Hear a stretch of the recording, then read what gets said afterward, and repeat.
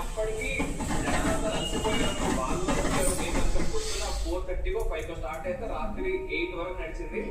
అలసిపోయినా కానీ ప్రతి ఒక్కరు చూస్తున్నారు జనాల్లో. ఈ ఉన్న అలసిపోయింది కూడా అదే ఎవరి కోసం తీస్తున్నాడు స్క్రీన్ మన మీద నేను చాలా సార్లు చూస్తాను. ఇప్పుడు ఒకవేళ టీవీ మీద ఏదైనా ఒక అద్భుతంగా అనిపిస్తుంది, ఒక షార్ట్ మంచిగా అనిపిస్తుంది అంటే జనాలందరూ